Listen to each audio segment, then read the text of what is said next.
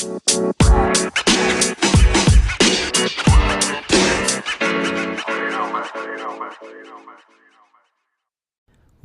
to the Business Blast podcast. I'm your host, Tyler Wagner. This episode is brought to you by Authors Unite. Authors Unite makes the process of becoming a published best-selling author as simple as sipping your morning cup of coffee. You can learn more about Authors Unite at authorsunite.com. Now, let's jump into the episode. All right, everyone. Welcome back to another episode of the Business Blast podcast. I'm your host, Tyler Wagner. Today, I have Julie Mason with us. She is one of the top 25 LinkedIn experts in the world and founder of Linked Sales Formula. Julie loves to help business owners unlock the power of LinkedIn to help them generate leads and sales easily and elegantly. So welcome to the show. Thank you, Tyler. I'm delighted to be here. Of course, and I'm delighted to have you here. As I told you before we hit record, I am in love with LinkedIn, so it is awesome to have you here. We'll dive into the first one. The first one I have for you is, what is the best story from your life that has an underlying valuable message? Wow. Okay. So best story. Probably it also ties in with the best piece of advice that I ever got that serves me both personally and professionally. And that was when I used to play competitive squash. I don't. You guys play squash over there still? I don't think so. I'm not sure what squash is. A lot of bankers died in the 80s, I think, playing squash. So I think it turned a lot of people off. But anyway, so it's kind of like a racquetball on a court, just a smaller ball and just as fast. And I was playing comp squash, and I in this particular game, it was quite a fierce, competitive game. And I turned around to argue a call that the referee had made. And her words to me, I forgot, by the way, that she was an international squash ref. So, you know, not just your average Joe Blow who was sitting behind the glass, you know, refereeing. She had some serious street cred. And she looked at me and she said, "Julie, if you don't like the call, improve your game." And I went, whoa, man, you know, that is powerful stuff. If you don't like the call, improve your game. And so not only have I applied that to squash and to rising my game higher, but I apply that to everything. If I don't like my results in my relationships, I look to how can I improve my game in that area. If I don't like the way my business results are turning out, how can I improve my game? So that's been lasting advice for me. Yeah, I love that. I always like to like put the blame on myself, you know. So whatever is happening in my life, especially, you know, if it's, let's just say, a negative thing, let's say, instead of like looking outward and being like, who is there to blame? I just look and I'm like, okay, what can I do to make this better? So I think that's kind of, you know, obviously in alignment with what you're saying. I would tweak that just one little bit. Instead of saying who's to blame or how am I to blame, I'd say, where can I take responsibility in this? It shifts it from being a negative statement in self-talk to being a positive statement. Yeah, I like that. And, you know, the cool thing with the word responsibility, like it's really just like the ability to respond. And you know, we all have it. So, yeah, no, I agree. I like that tweak. Yeah. Well, business is 80% mindset, 20% skills. So it's all how we talk to ourselves, all how we have that inner dialogue. So it's really important, the words that we choose. And what is it might tie in, but what is the most valuable piece of information that we should know that's within your expertise or industry? And I am very excited for your answer on this one. I think we need to remember that everybody on the other side of a LinkedIn profile is a person, and to treat them accordingly. I still think that, you know, we have lost the art of communication online, and we've lost the art somewhat of building relationships. The true gold on LinkedIn is actually in building relationships, not building numbers of how many connections we have, but actually having quality relationships with those connections.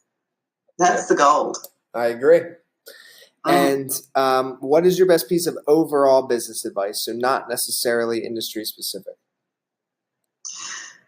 Wow, that's a good question. Overall business advice. I think it really boils down to self-belief and it is self-belief, but it comes down to this. And I've been in sales for 20 years, over 25 years actually, and I've done over 15 years in door-to-door cold calling. And one of the things that I had learned very early on in my sales career was a piece of advice that Zig Ziglar gave. And I've held it really close to me as my kind of ethos, my mantra, if you like. And the piece of advice is a sale is not something you pursue. A sale is something that happens to you when you're in the service of others. So my best piece of advice is to be of service, to come from a service mindset in everything that you do. And the sale will follow. But if you focus on the sale, you will end up with a lot more disappointment. You'll end up with a lot less, qualified or ideal customers, a lot less A-grade customers, if you like. You'll end up with more the B and the C grade because they're doing it out of pressure potentially, but you'll get a lot more A-grade clients if you come from a service mindset. I love that. And if you could give your younger self one piece of advice, what would that be? Take more risks. Take more risks. Don't be afraid to ask for help. And in your opinion, what is the key to happiness? Wow, these are great questions. The key to happiness. All right, it's a really good question. The key to happiness is understanding that you can change your state of mind at any moment in time and that you choose to be happy or you choose to have any other emotion. So every day I get up and I choose to be happy. And what is the best book that you've read and what was the number one thing you learned from it? I just posted actually the other day one of the best books I've ever read, bar none. I love business books, and so one of the best books I've ever read is Shoe Dog by Phil Knight. He's the creator of Nike, and it was a phenomenal read, beautifully written. It captured me from the very first page in terms of it nearly read like a novel, and yet it was the story of how he created Nike from the very, first crazy idea of starting a shoe company that was, radical in its day, and who he was up against, and the lessons throughout that. Again, his ups, his downs, his regrets, his achievements, and overall the relationships that he built along the way that became the founding team members and how they worked together. It was stunning in reading it. Yeah, I agree. I listened to it on Audible, and it is one of my top books. That is an amazing book. And what is your favorite quote and why? Well, I'd come back to the Zig Ziglar one, which I just gave you. A sale is not something you pursue. A sale is something that happens to you when you're in the service of others. Again, I've held that quote really close to me for over 20 years. It's really a powerful quote when you understand it, take it to heart, and put it into action. Thank you so much for coming on. There was so much value in this episode. The last question I have for you before we let you go is, where is the best place for people to find you online?